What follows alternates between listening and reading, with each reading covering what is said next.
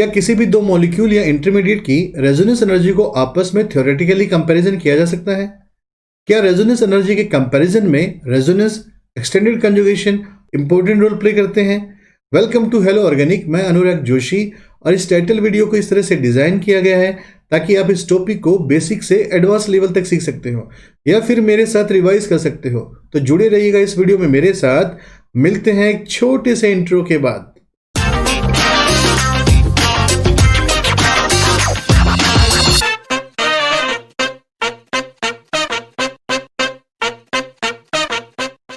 आज इस video lecture में हम लोग उन सभी फैक्टर्स या थ्योरी को डिटेल में डिस्कस करेंगे जिसके बेस पे हम किसी भी मॉलिक्यूल या इंटरमीडिएट की रेजोनेंस एनर्जी को आपस में कंपेयर कर सकते हैं। जीओसी सीरीज के फर्स्ट वीडियो लेक्चर में हम लोगों ने ये देखा था कि रेजोनेंस एनर्जी क्या होती है और इसको किस तरह से डिटरमाइन कर सकते हैं। आई होप आपने उस वीडियो को देखा होगा। आज का वीडियो अच्छे से समझ में आए इसलिए यहाँ पे हम पहले रेजोनेंस एनर्जी को समराइज कर रहे हैं। जीओसी के फर्स्ट लेक्चर में हम लोगों ने ऐसा देखा था कि अगर किसी भी मॉलिक्यूल की रेजोनेंस एनर्जी की बात की जाए तो जो रेजोनेंस एनर्जी होती है वो मोस्ट स्टेबल आरएस की एनर्जी और रेजोनेंस हाइब्रिड की एनर्जी का डिफरेंस होती है। इसे हम रेजोनेंस एनर्जी या आरई कहते हैं। अगर इसको बेंजीन के एग्जाम्पल से हम लोग समझें तो बेंजीन के मॉलिक्यूल में हम लोगों ने देखा था कि इस तरह से दो हम इसकी रेजोनेटिक स्ट्रक्चर को ड्रॉ कर सकते हैं और इनकी दोनों रेजोनेटिक स्ट्रक्चर जो होती हैं ये हाइपोथेटिकल या इमेजिनरी होती हैं और बेंजीन की जो रियल स्ट्रक्चर होती है वो कुछ इस तरह से होती है जिसे हम रेजोनेटिंग हाइब्रिड या आरएच कहते हैं। क्योंकि इस एग्जाम्पल में तो ये दोनों आरएस की स्टेबिलिटी इक्वल है। मे भी ऐसे हमारे पास एग्जाम्पल हो सकते हैं जिसमें आरएस की स्टेबिलिटी जो होगी वो इक्वल ना हो। ऐसी कंडीशन में उसकी जो मोस्ट स्टेबल आरएस की एनर्जी होगी वो एनर्जी और जो उसका हाइब्रिड होगा उस एनर्जी का जो डिफरेंस होगा उसे हम रेजोनेंस एनर्जी कहते हैं। या हम ऐसे भी कह सकते हैं किसी भी मॉलिक्यूल या इंटरमीडिएट की जो आरएस होती हैं वो हमेशा इमेजिनरी या हाइपोथेटिकल होने के कारण ऑन पेपर एग्जिस्ट करती है। इसलिए किसी भी कंडीशन में आरएस को हम आइसोलेट नहीं कर सकते। जो मॉलिक्यूल का आरएच होता है वो उसका रियल स्ट्रक्चर होती है, इसलिए किसी भी मॉलिक्यूल के आरएच को हम हमेशा आइसोलेट कर सकते हैं। इसी कारण से जो आरएच होता है इसकी नेट एनर्जी कंटेंट आरएस से कम होते हैं। यानी किसी भी मॉलिक्यूल में कितनी भी आरएस बने उन सभी आरएस की जो नेट एनर्जी होती है वो रेजोनेंस हाइब्रिड से हमेशा ज़्यादा होती है। क्योंकि रेजोनेंस हाइब्रिड की एनर्जी कम होती है इसलिए हम कह सकते हैं कि सभी आरएस से जो रेजोनेंस हाइब्रिड होता है वो हमेशा ज़्यादा स्टेबल होता है। किसी भी मॉलिक्यूल या आयन की जो रेजोनेंस एनर्जी होती है वो कई सारे फैक्टर्स पर डिपेंड करती है।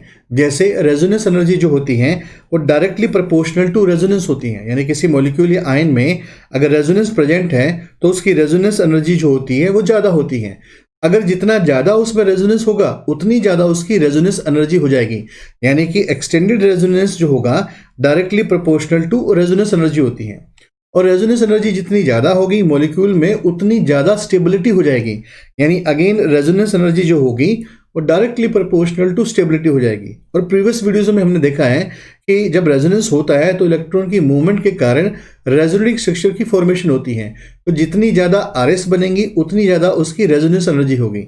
यानी again number of RS directly proportional to resonance energy. किसी भी मॉलिक्यूल की रेजोनेंस एनर्जी को कंपेयर करते वक्त अगर हम नंबर ऑफ आरएस को कंसिडर कर रहे हैं ऐसी कंडीशन में दो इंपॉर्टेंट चीज़ों का ध्यान में रखना होता है। पहली तो ये कि उनकी संख्या कितनी है यानी कि क्वांटिटी कितनी है और दूसरा उनकी गुणवत्ता यानी क्वालिटी कैसी है। संख्या में हमेशा हम कंजुगेशन, एक्सटेंडेड कंजुगेशन और नंबर ऑफ आरएस को कंसिडर करते हैं, जबकि क्वालिटी के अंदर हम ये कंसिडर करते हैं कि वो इक्विवेलेंट है या नॉन इक्विवेलेंट है, या ऑर्बिटल का मिसमैच कितना है, या फिर ऑर्बिटल का उसमें इलेक्ट्रॉन नेगेटिविटी का डिफरेंस कितना है। इन सभी फैक्टर्स को हम आरएस की स्टेबिलिटी के दौरान एक्सप्लेन कर चुके हैं।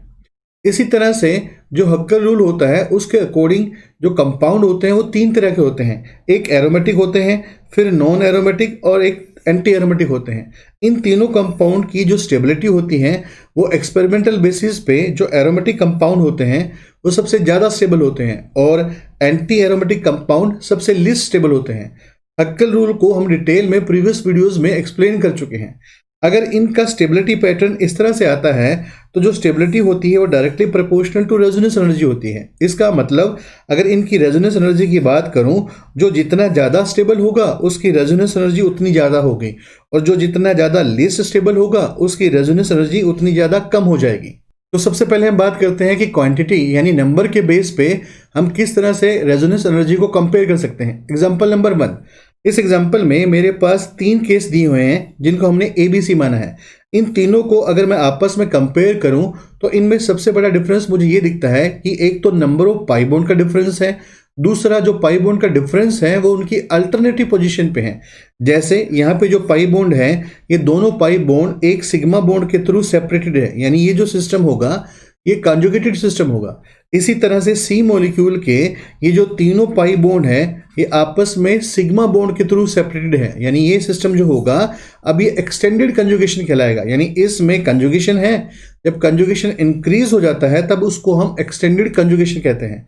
चूंकि इसमें केवल एक ही पाई बॉन्ड है तो इस मॉलिक्यूल में किसी भी तरह से कोई कंजुगेशन प्रेजेंट नहीं हो सकता। अगर इन तीनों कंपाउंड की रेजोनेंस एनर्जी को आपस में कंपेयर करें तो कंजुगेशन जो होगा यहाँ पे सबसे ज़्यादा C में होगा, फिर B में होगा और A में एब्सेंट होगा या इस केस का सबसे लीस्ट हो जाएगा। और इसके बेस पे अगर स्टेबिलिटी की बात करें तो जो कंजुगेशन होता है डायरेक्टली प्रोपोर्शनल टू स्टेबिलिटी होता है, यानी इसमें C कंपाउंड सबसे ज़्यादा स्टेबल होगा और A कंपाउंड इसमें सबसे लीस्ट स्टेबल होगा। Stability directly proportional to resonance energy है तो इन तीनों में से C कंपाउंड की रेजोनेंस एनर्जी सबसे ज़्यादा आएगी और A कंपाउंड की रेजोनेंस एनर्जी इस केस में सबसे लीस्ट हो जाएगी। एग्जाम्पल नंबर 2, यहाँ पे मेरे पास इस एग्जाम्पल में 2 कंपाउंड A और B गिवन है। सबसे पहले हमको करना क्या है, हमेशा की तरह इन दोनों कंपाउंड में डिफरेंस ढूंढना है। अगर इन दोनों कंपाउंड में आप डिफरेंस देखोगे तो सिमिलर तो आपको पाई बॉन्ड की संख्या दिखेगी, बस डिफरेंस ये दिखेगा कि इसमें पाई बॉन्ड यहाँ प्रेजेंट है जबकि इसमें पाई बॉन्ड यहाँ आ जाता है। अगर इसके बेस पे इनको आपस में कंपेयर करें कि इस पाई बॉन्ड के कारण इसमें क्या डिफरेंस आया, तो ये जो पाई बॉन्ड है इस बेंजीन रिंग के साथ आइसोलेटेड कंडीशन में है, क्योंकि ये पाई बॉन्ड बेंजीन के पाई बॉन्ड के साथ एक से ज्यादा सिग्मा बॉन्ड के थ्रू सेपरेट हुआ है। यानी ये सिस्टम जो होगा बेंजीन के साथ ये पाई बॉन्ड कभी भी कंजुगेशन में नहीं होगा। अगर इस मॉलिक्यूल के इस पाई बॉन्ड को देखूं तो ये जो पाई बॉन्ड है इस साइड से एक सिग्मा बॉन्ड के थ्रू बेंजीन के पाई बॉन्ड से सेपरेटेड है, यानी ये जो सिस्टम होगा इतना सिस्टम कंजुगेटेड सिस्टम होगा। यानी कि इसमें अगर मैं कंजुगेशन की बात करूं तो कंपाउंड बी में कंजुगेशन जो होगा वो ए से ज्यादा होगा। स्टेबिलिटी किसकी ज्यादा आएगी, जिसका कंजुगेशन ज्यादा है, तो बी की स्टेबिलिटी जो है वो ए से ज्यादा आ जाएगी और जिसकी स्टेबिलिटी ज्यादा होगी उसकी रेजोनेंस एनर्जी भी ज्यादा होगी।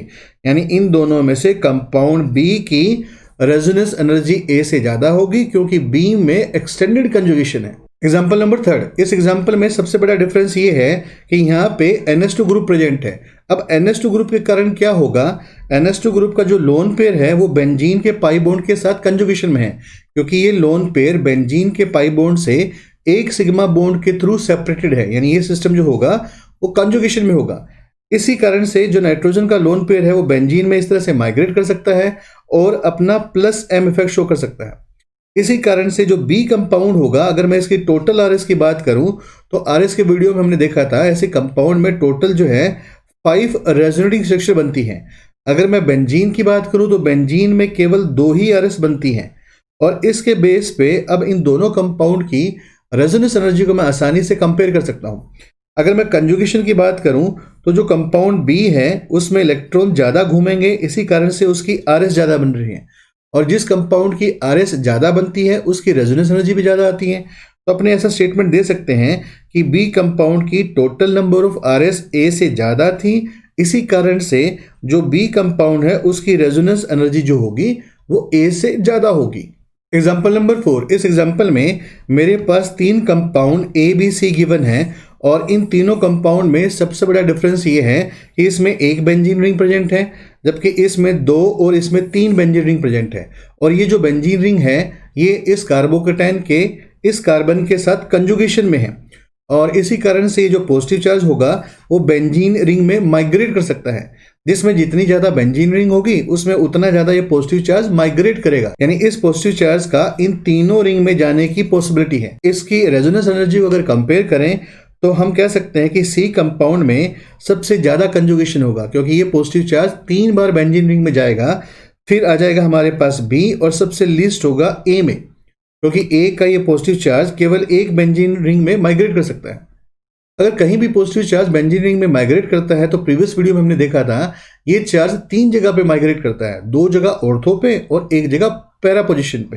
तो इसके बेस पे मैं कह सकता हूं कि एक तो ये खुद पॉजिटिव चार्ज है और 3 जगह अंदर ये जाएगा, यानी 4 जगह पे ये पॉजिटिव चार्ज मूव करेगा, यानी इसकी जो आरएस होगी वो बन जाएगी हमारे पास 4 आरएस, यानी ए कंपाउंड की आरएस जो होंगी वो टोटल 4 आरएस बनेगी। इसी बेस पे सेकेंड कंपाउंड में टोटल आरएस कितनी बनेंगी? टोटल आरएस इसमें बन जाएंगी 7 आरएस। कारण ए के पॉजिटिव चार्ज खुद है और यहाँ पे 2 जगह ऑर्थो पे जाएगा, 1 जगह पैरा पे जाएगा, यानी एक बेंजीन में 3 जगह पे गया, इस बेंजीन में अगेन 3 जगह पे गया और एक ये खुद है, तो टोटल कितनी आरएस होगी? टोटल इसकी आरएस 7 होगी। इसी तरह से कंपाउंड सी की आरएस की बात करूं तो टोटल आरएस कितनी होंगी?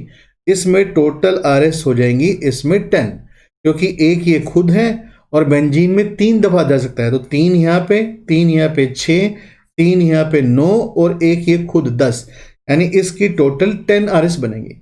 और इसके बेस पे अपने कह सकते हैं कि जो सी कंपाउंड की नंबर ऑफ आरएस जो है सबसे ज़्यादा है और ए कंपाउंड की नंबर ऑफ आरएस सबसे कम है। और प्रीवियस वीडियो के अकॉर्डिंग जितनी ज़्यादा आरएस बनती है मॉलिक्यूल में उतनी ज़्यादा स्टेबिलिटी आ जाती है, यानी उस इंटरमीडिएट की स्टेबिलिटी उतनी ज़्यादा हो जाती है। तो इसमें सी जो होगा मोस्ट स्टेबल होगा और ए बन जाएगा इस सीरीज का लीस्ट स्टेबल। और जिसकी स्टेबिलिटी ज़्यादा है उसकी रेजोनेंस एनर्जी भी ज़्यादा है। इसका मतलब इसमें जो सी कंपाउंड की रेजोनेंस एनर्जी होगी वो सबसे ज़्यादा होगी और ए कंपाउंड की रेजोनेंस एनर्जी इसमें सबसे लिस्ट होगी। एग्जाम्पल नंबर 5, बिल्कुल एग्जाम्पल 4 की तरह हम नंबर ऑफ आरएस को कंसिडर करते हुए एग्जाम्पल 5 को भी आसानी से डील कर सकते हैं। यहाँ पे मेरे पास 2 कंपाउंड ए और बी गिवन है। इन दोनों कंपाउंड को हम नंबर ऑफ आरएस में कंसिडर कर चुके हैं।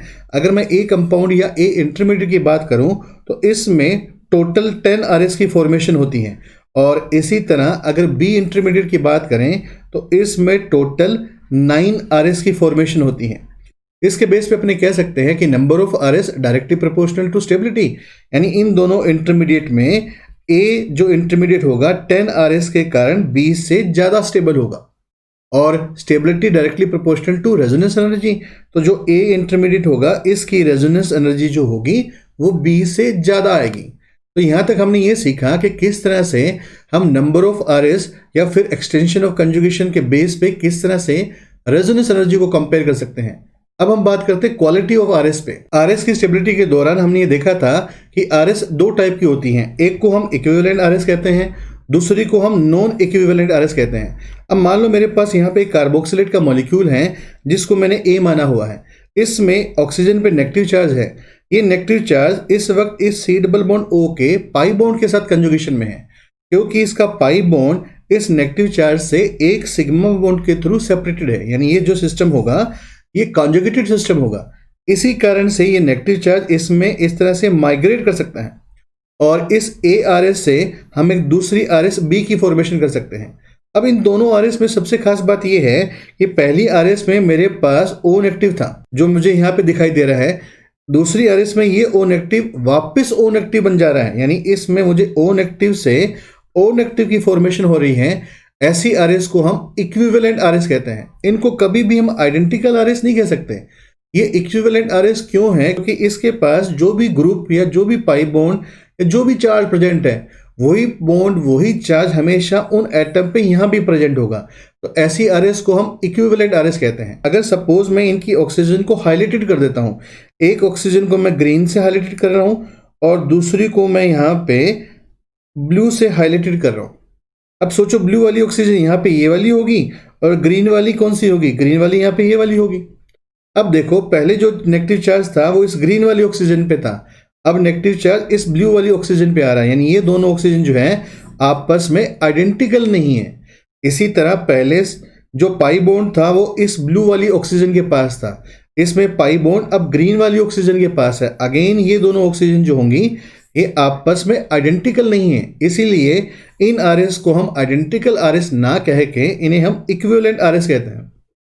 अगर मैं इन दोनों की स्टेबिलिटी की बात करूं तो इनमें मुझे कहीं भी कोई डिफरेंस दिखाई नहीं दे रहा है, क्योंकि जिस एटम के पास पाई बॉन्ड था वो एटम के पास पाई बॉन्ड यहाँ भी है और सेम एटम पे चार्ज है। इसका मतलब इक्विवेलेंट आरएस कितनी भी बने किसी भी मॉलिक्यूल में, उनकी स्टेबिलिटी हमेशा इक्वल होती है। तो इन दोनों में मैं कह सकता हूं ए और बी आरएस की स्टेबिलिटी जो होगी बिल्कुल सेम होगी, इक्वल होगी। अब बात करते हैं नॉन इक्विवेलेंट आरएस की। यहाँ पे मेरे पास एक मॉलिक्यूल एक्स दिया गया है जिसके कार्बन पर नेगेटिव चार्ज है। अब ये नेगेटिव चार्ज इस सी डबल बॉन्ड ओ के पाई बॉन्ड के साथ कंजुगेशन में है, क्योंकि इसका पाई बॉन्ड और ये नेगेटिव चार्ज एक सिग्मा बॉन्ड के थ्रू सेपरेटेड है। अब ये क्या होगा, ये नेगेटिव चार्ज इसमें इस तरह से माइग्रेट करेगा। तो इस एक्स आरएस से मैंने वाई आरएस की फॉर्मेशन कर ली। अगर मैं इन दोनों को आपस में कंपेयर करूं तो मैं कह सकता हूं कि यहाँ पे मेरे पास O नेगेटिव है और यहाँ पे मेरे पास C नेगेटिव है, यानी कि मेरे पास यहाँ पे C नेगेटिव से मैं O नेगेटिव की फॉर्मेशन कर रहा हूं। क्योंकि ये डिफरेंट एटम है इसलिए इस आरएस को हम नॉन इक्विवेलेंट आरएस कहते हैं। अगर मैं इसमें स्टेबिलिटी की बात करूं तो मेरे पास यहाँ पे कार्बन के ऊपर नेगेटिव है और यहाँ पे ऑक्सीजन के ऊपर नेगेटिव है। अगर मैं सभी रूल को फोकस करूं जो कि हमने आरएस की स्टेबिलिटी के दौरान देखे थे, तो उसके बेस पे मैं कह सकता हूं कि जो O नेगेटिव होता है उसका ऑक्सीजन इस नेगेटिव चार्ज को अपनी हायर इलेक्ट्रॉन नेगेटिविटी के कारण कार्बन से बेटर होल्ड कर पाता है। इसी कारण से इन दोनों में जो Y होगा उसकी स्टेबिलिटी हमेशा X से ज्यादा होगी। अब अगर मान लो कहीं भी आप इक्विवेलेंट आरएस और नॉन इक्विवेलेंट आरएस का कंपैरिजन कर रहे हैं तो हमेशा ये ध्यान में रखना है कि वो कंपैरिजन किस टाइप का है। ऐसे कंपैरिजन को हम दो टाइप में बांट सकते हैं। टाइप फर्स्ट में हम ए कंपैरिजन को कंसिडर कर रहे हैं। अगर आपका कंपैरिजन इक्वल है, यानी कि आप इक्विवेलेंट आरएस को इक्विवेलेंट आरएस के साथ कंपेयर कर रहे हैं या फिर नॉन इक्विवेलेंट आरएस को नॉन इक्विवेलेंट आरएस के साथ कंपेयर कर रहे हैं, तो अगर आपका कंपैरिजन सेम है ऐसी कंडीशन में नंबर मैटर करेगा, यानी उसमें जो स्टेबिलिटी आएगी वो directly proportional to total number of RS होगी। ठीक है। अगर मान लो सेकंड फैक्टर यानी बी की बात करें, अगर आपका कंपैरिजन अपोजिट है, यानी आप इक्विवेलेंट आरएस को नॉन इक्विवेलेंट आरएस के साथ कंपैरिजन कर रहे हैं, तो जनरली ऐसा देखा जाता है कि इनमें जो इक्विवेलेंट आरएस होती हैं भले ही उसका नंबर कम हो, उसकी स्टेबिलिटी हमेशा नॉन इक्विवेलेंट आरएस से ज्यादा आती है। अब इन दोनों कॉन्सेप्ट को हम एग्जाम्पल के थ्रू आसानी से एक्सप्लेन कर सकते हैं। Example number 6। इस एग्जाम्पल में मेरे पास दो कंपाउंड ए और बी गिवन है। अगर मैं ए कंपाउंड को देखूं तो इसमें नेगेटिव चार्ज कंजुगेशन में होने के कारण इस तरह से माइग्रेट कर सकते हैं, यानी मैं इससे टोटल 2 इक्विवेलेंट आरएस की फॉर्मेशन कर सकता हूं। इसी तरह बी में ये नेगेटिव चार्ज इस ऑक्सीजन के साथ भी कंजुगेशन में है और बी में ये नेगेटिव चार्ज इस तरह से इस ऑक्सीजन के साथ भी कंजुगेशन में है, यानी कि बी कंपाउंड की मैं टोटल 3 इक्विवेलेंट आरएस की फॉर्मेशन कर सकता हूं। क्योंकि यह कंपैरिजन जो हो रहा है वो इक्विवेलेंट आरएस का इक्विवेलेंट आरएस के साथ हो रहा है। ऐसी कंडीशन में नंबर देखना है, जिसके पास जितना ज्यादा नंबर होगा वो उतनी ज्यादा स्टेबल होंगी। क्योंकि इसके पास 3 इक्विवेलेंट आरएस है, इसके पास 2 इक्विवेलेंट आरएस है, तो इसके बेस पे मैं कह सकता हूं कि बी की जो स्टेबिलिटी होगी वो ए से ज्यादा होगी और जिसकी स्टेबिलिटी ज्यादा होगी उसकी रेजोनेंस एनर्जी भी ज्यादा होगी। तो इसमें बी की रेजोनेंस एनर्जी जो होगी वो ए से ज्यादा आएगी। Example number 7। इस एग्जाम्पल में ये O नेगेटिव कंजुगेशन में होने के कारण इस तरह से इसमें माइग्रेट कर सकता है। इससे अगेन हमारे पास 2 इक्विवेलेंट आरएस की फॉर्मेशन होगी। अगर मैं बी को कंसिडर करूं तो इसका नेगेटिव चार्ज कंजुगेशन में होने के कारण इस तरह से बेंजीन में माइग्रेट करेगा और बेंजीन में इस कार्बन पर C नेगेटिव बन जाएगा, यानी इस कार्बन पे नेगेटिव चार्ज आ जाएगा। यानी इस कंपाउंड से टोटल हमारे पास 5 नॉन इक्विवेलेंट आरएस बनेगी। अगर मैं इस एग्जांपल में कंपैरिजन देखूं तो यहाँ पे मेरे पास इक्विवेलेंट आरएस है, यहाँ पे मेरे पास नॉन इक्विवेलेंट आरएस है, यानी कंपैरिजन अपोजिट किया जा रहा है। तो ऐसी कंडीशन में इक्विवेलेंट आरएस की स्टेबिलिटी भले ही उसका नंबर कम हो ज्यादा आती है। तो मैं ऐसा कह सकता हूं एग्जांपल नंबर 7 में जो ए कंपाउंड है उसमें 2 इक्विवेलेंट आरएस बनी है, फिर भी इसकी स्टेबिलिटी ज्यादा है 5 नॉन इक्विवेलेंट आरएस से, और जिसकी स्टेबिलिटी ज्यादा है उसकी रेजोनेंस एनर्जी भी ज्यादा होगी। इसीलिए इसमें कंपाउंड ए जो होगा उसकी रेजोनेंस एनर्जी बी से ज्यादा आ जाएगी। Example number 8। इस एग्जाम्पल में मेरे पास एक बेंजीन का मॉलिक्यूल दिया गया है और एक मेरे पास हेक्साट्राईन का मॉलिक्यूल दिया गया है। इन दोनों मॉलिक्यूल में सबसे खास बात यह है कि दोनों में 3 पाई बॉन्ड का कंजुगेशन है, बट डिफरेंस क्या है, ये साइक्लिक है और ये ओपन चेन है। इस कारण से ये जो मॉलिक्यूल होता है इस पे हक्कल रूल ऑपरेट हो जाता है और ये मॉलिक्यूल जो होता है वो 4n+2 पाई रूल को, पाई इलेक्ट्रॉन रूल को फॉलो करता है और यहाँ पे जो n की वैल्यू आती है वो मेरे पास 1 आती है और इसी कारण से इस मॉलिक्यूल में 6 पाई इलेक्ट्रॉन का कंजुगेशन होने के कारण अब ये जो कंपाउंड होता है ये एरोमेटिक नेचर का बन जाता है, यानी एरोमेटिक कहलाता है। जबकि बी कंपाउंड में अगर मैं हक्कल रूल को ऑपरेट करूं तो जो ओपन चेन कंपाउंड होते हैं वो हमेशा नॉन एरोमेटिक कैटेगरी के होते हैं, यानी ये कंपाउंड जो होगा ये हक्कल रूल के अकॉर्डिंग नॉन एरोमेटिक बन जाएगा। हक्कल रूल को प्रीवियस वीडियोस में हम डिटेल में डिस्कस कर चुके हैं। आई होप आपने हक्कल रूल का वो वीडियो देखा होगा या फिर इस कॉन्सेप्ट को समझने के लिए आपको हक्कल रूल की बेसिक नॉलेज होगी। अगर इस बेस पे मैं इन दोनों को कंपैरिजन करूं तो उस रूल में हमने देखा था जो स्टेबिलिटी होती है वो एरोमेटिक कंपाउंड की हमेशा नॉन एरोमेटिक से ज़्यादा होती है। तो इसके बेस पे अपने स्टेटमेंट दे सकते हैं कि कंपाउंड ए जो होगा वो बी से ज़्यादा स्टेबल होगा और रेजोनेंस एनर्जी में जो स्टेबिलिटी ज़्यादा आएगी उसकी रेजोनेंस एनर्जी भी ज़्यादा होगी। तो ए कंपाउंड की हायर स्टेबिलिटी के कारण वो बी से ज़्यादा रेजोनेंस एनर्जी रखेगा। रेजोनेंस एनर्जी के प्रेडिक्शन में क्रॉस कंजुगेशन भी बहुत इंपॉर्टेंट रोल प्ले करता है। क्रॉस कंजुगेशन को भी हम प्रीवियस वीडियोस में अच्छे से एक्सप्लेन कर चुके हैं। अगर मान लो कहीं भी क्रॉस कंजुगेशन है और उसका लीनियर कंजुगेशन के साथ कंपैरिजन किया जा रहा है तो हमको 2 चीज़ों को ध्यान में रखना है। पहली चीज़ तो ये, क्या उनमें पाई बॉन्ड की संख्या इक्वल है क्या। अगर उन दोनों में पाई बॉन्ड की संख्या इक्वल है, ऐसी कंडीशन में जो लीनियर कंजुगेशन होगा उसकी स्टेबिलिटी हमेशा क्रॉस कंजुगेशन से ज़्यादा आएगी, यानी स्टेबिलिटी के मामले में लीनियर कंजुगेशन हमेशा ज़्यादा स्टेबल होगा। और ज़्यादा स्टेबिलिटी के कारण ही अब मैं स्टेटमेंट दे सकता हूं कि जो लीनियर कंजुगेशन वाले कंपाउंड होंगे उनकी रेजोनेंस एनर्जी क्रॉस कंजुगेशन वाले से ज़्यादा आएगी अगर उनमें पाई बॉन्ड की संख्या इक्वल है तब। अब अगर मान लो आप कहीं भी क्रॉस कंजुगेशन और लीनियर कंजुगेशन का कंपैरिजन कर रहे हो बट पाई बॉन्ड की संख्या इक्वल नहीं है, ऐसी कंडीशन में हमको बी कॉन्सेप्ट यूज करना है। अगर पाई बॉन्ड की संख्या इक्वल ना है तब जाके जो क्रॉस कंजुगेटेड कंपाउंड होता है उसकी स्टेबिलिटी जो कंजुगेटेड कंपाउंड होता है उससे ज़्यादा हो जाती है और इसी कारण से जो ज़्यादा स्टेबल होगा उसकी रेजोनेंस एनर्जी ज़्यादा होगी। तो अगर पाई बॉन्ड की संख्या इक्वल नहीं है तो क्रॉस कंजुगेटेड कंपाउंड जो होगा जिसमें क्रॉस कंजुगेशन होगा उसकी रेजोनेंस एनर्जी भी ज़्यादा हो जाएगी। अब इस पूरे कॉन्सेप्ट को हम एग्जाम्पल नंबर 9 के थ्रू आसानी से समझ सकते हैं। यहाँ मेरे पास 2 कंपाउंड ए और बी गिवन है। क्योंकि क्रॉस कंजुगेशन को हम प्रीवियस वीडियो में एक्सप्लेन कर चुके हैं तो आई होप आप आसानी से इन कंपाउंड में क्रॉस कंजुगेशन को फाइंड आउट कर सकते हो। जैसे कंपाउंड ए में मुझे क्रॉस कंजुगेशन दिखाई दे रहा है क्योंकि यहाँ पे 2 सिस्टम एक दूसरे को क्रॉस कर रहे हैं, तो ऐसा सिस्टम जो होता है क्रॉस कंजुगेटेड सिस्टम होता है। जबकि इसका जो कंपाउंड बी है उसमें एक्सटेंडेड कंजुगेशन मुझे दिखाई दे रहा है। तो इन दोनों में सबसे पहले अपने देखते हैं पाई बॉन्ड की संख्या कितनी है। इसके ए कंपाउंड में मुझे 3 पाई बॉन्ड दिख रहे हैं और बी में भी मुझे 3 पाई बॉन्ड दिख रहे हैं, यानी मेरे पास पाई बॉन्ड की संख्या दोनों में 3-3 है।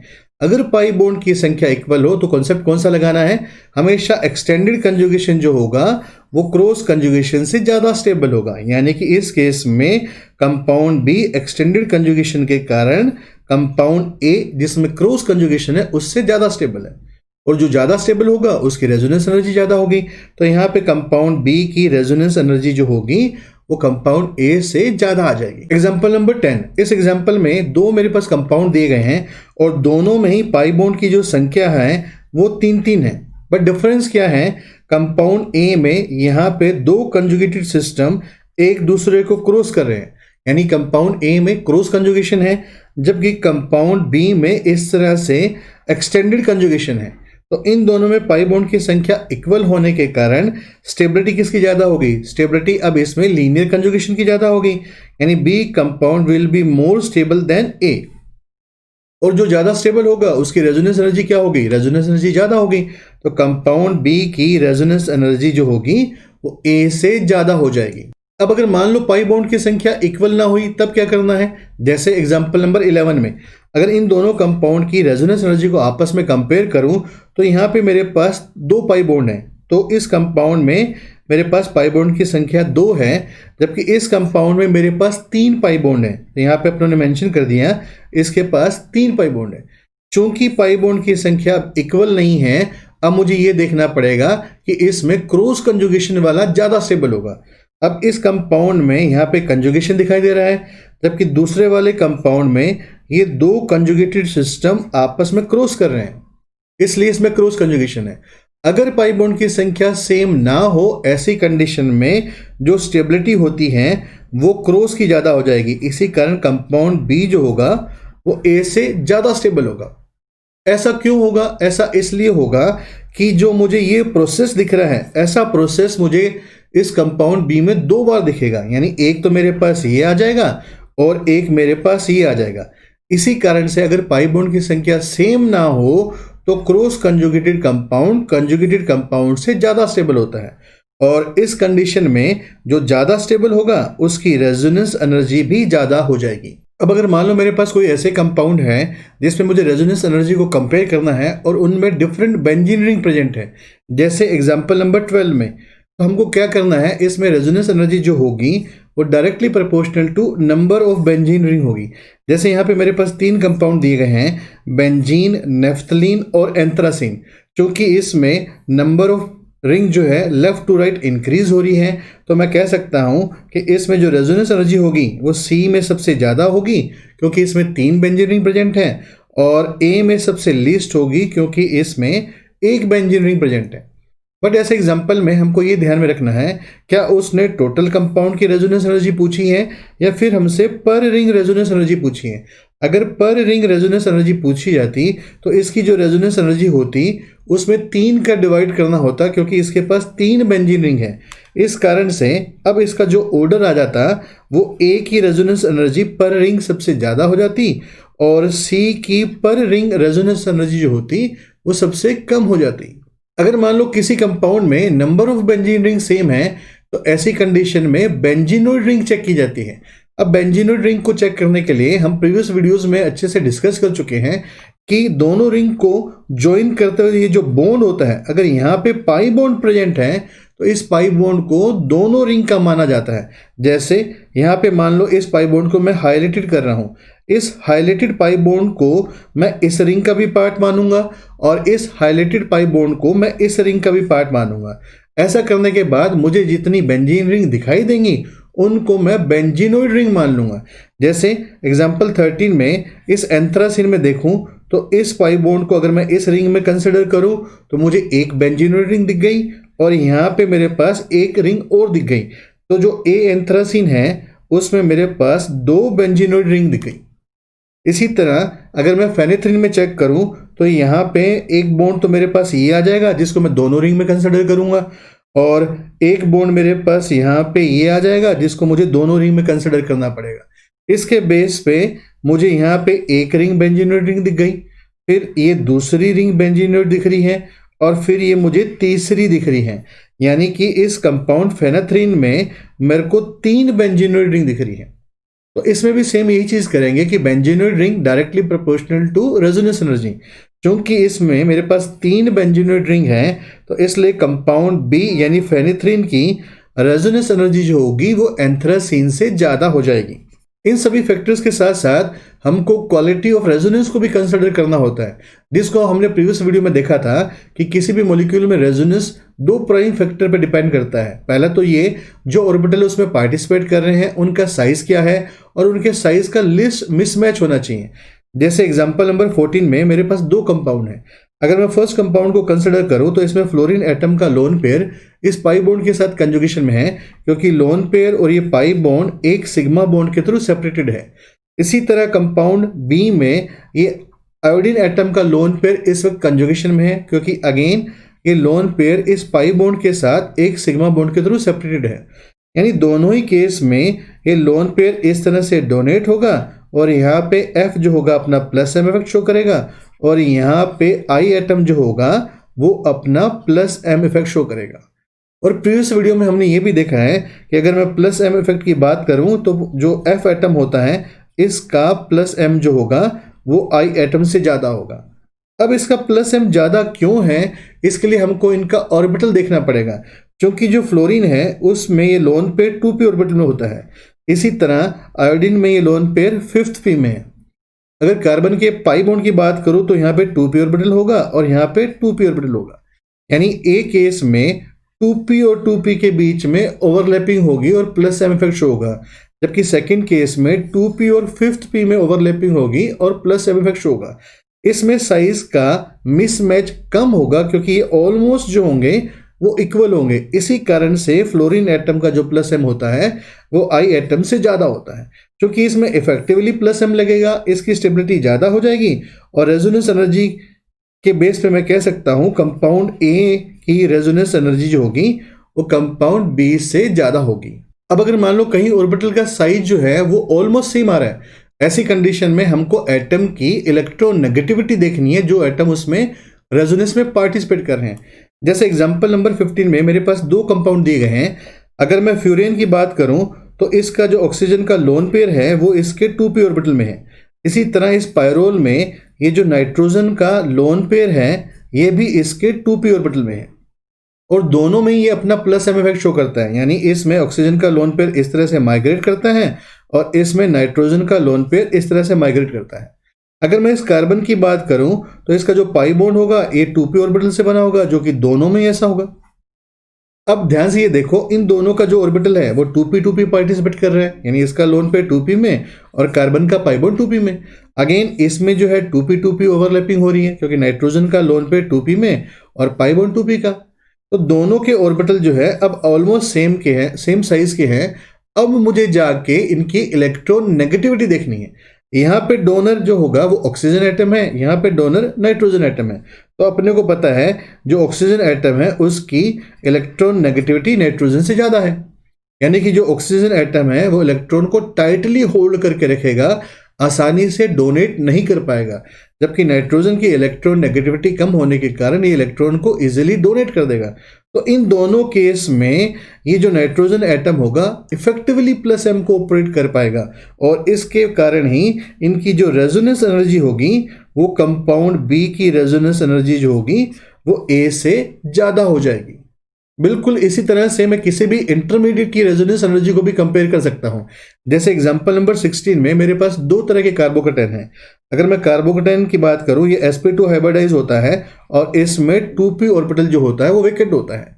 इसमें ऑक्सीजन का लोन पेयर कंजुगेशन में है, यानी इसमें ऑक्सीजन इस तरह से अपने प्लस m को ऑपरेट करेगा। इसमें सल्फर का लोन पेयर कंजुगेशन में है, इसमें इस तरह से सल्फर अपना प्लस m ऑपरेट करेगा।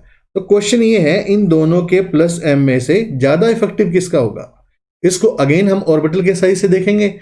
अगर मैं ऑक्सीजन के लोन पेयर की बात करूं तो इसमें ये 2p में है और सल्फर का लोन पेयर जो है वो 3p में है। तो इसमें ऑर्बिटल का जो साइज है वो ऑलमोस्ट इक्वल होने के कारण अब मैं स्टेटमेंट दे सकता हूं कि OH ग्रुप जो है इसका प्लस m जो होगा वो SH से ज्यादा स्ट्रॉन्ग होगा। इसका मतलब फर्स्ट वाले कार्बोकेटाइन में OH बेटर प्लस m लगाने के कारण फर्स्ट वाले कार्बोकेटाइन की स्टेबिलिटी को इंक्रीज कर देगा, यानी इन दोनों में से A कार्बोकेटाइन में OH का इफेक्टिव प्लस m लगने के कारण B कार्बोकेटाइन से इसकी स्टेबिलिटी ज़्यादा आ जाएगी और जिसकी स्टेबिलिटी ज़्यादा होगी चाहे वो मॉलिक्यूल हो या फिर इंटरमीडिएट, उसकी रेजोनेंस एनर्जी भी ज़्यादा होगी। इसलिए जो A कंपाउंड होगा उसकी रेजोनेंस एनर्जी जो होगी वो ज़्यादा आ जाएगी। अब एक चीज़ ये ध्यान में रखनी है कि हम हमेशा यहाँ पे जितने भी एग्जाम्पल लिए हैं उन समय रेजोनेंस एनर्जी की बात करिए।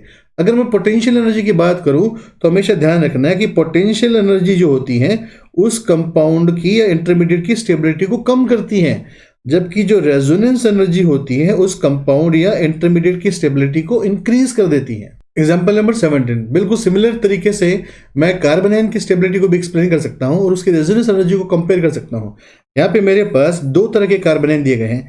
इसमें नेगेटिव चार्ज इस नाइट्रो ग्रुप के पाई बॉन्ड के साथ कंजुगेशन में है और इसका नेगेटिव चार्ज इस Cl एटम के वैकेंट ऑर्बिटल के साथ कंजुगेशन में है, यानी कि दोनों में ही यहाँ पे नाइट्रो ग्रुप अपना -m इफेक्ट ऑपरेट करेगा और यहाँ पे Cl एटम अपना -m इफेक्ट ऑपरेट करेगा। और प्रीवियस वीडियो में हमने देखा है कि अगर मैं इनके -m की बात करूं तो जो नाइट्रो ग्रुप होता है उसका -m Cl से ज़्यादा आता है।